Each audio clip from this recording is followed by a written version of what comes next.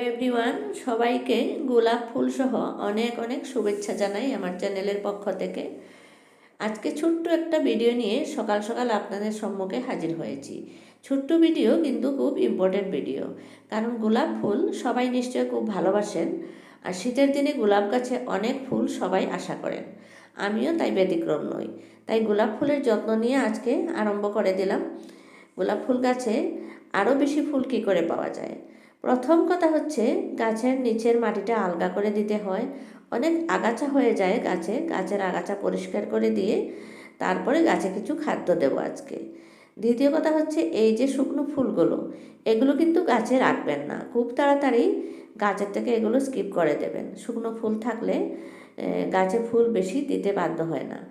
ফুলটা কেটে দেওয়ার পরে ঠিক ওই জায়গাতে আরও ব্রাঞ্চ বের হবে। আজকে আমার শরীরটা বেশি ভালো নয়, সর্দি জ্বর এরকম অবস্থায় আমি আপনাদের জন্য ভিডিও নিয়ে এসেছি। ভুল ভ্রান্তি হলে আপনারা নিজ গুণে ক্ষমা করবেন। যারা আমার চ্যানেলে আগে থেকে এসেছেন সবাইকে অনেক শুভেচ্ছা জানাই। আর নতুন যদি কেউ এসে থাকেন, আপনাদের উদ্দেশ্য করে বলছি, আমার ভিডিওটাতে পছন্দ হলে একটা লাইক দেবেন, চ্যানেলটা সাবস্ক্রাইব করে দেবেন। কিছু শুকনো গোবরের সার সাথে মাটি মিক্স করে নিয়ে আমি গাছের নিচে দিচ্ছি, কারণ আমার এই গাছের নিচে মাটি অনেক কমে গেছে। তাই লক্ষ্য রাখতে হয় গাছে কিসের প্রয়োজন। আর এখানে নিলাম মাত্র কয়েক দানা ডিএপি কয়েক দানা দিয়ে দিলাম। সেটা পরিমাণটা আপনাদের টবের সাইজ অনুযায়ী দেবেন। আমার 8 ইঞ্চি টবে আমি মাত্র 10 থেকে 12 দানা দিয়েছি, বেশি যাতে না হয়। পরিমাণ মতন দিলে গাছ সুস্থ সবল থাকবে, হেলদি থাকবে।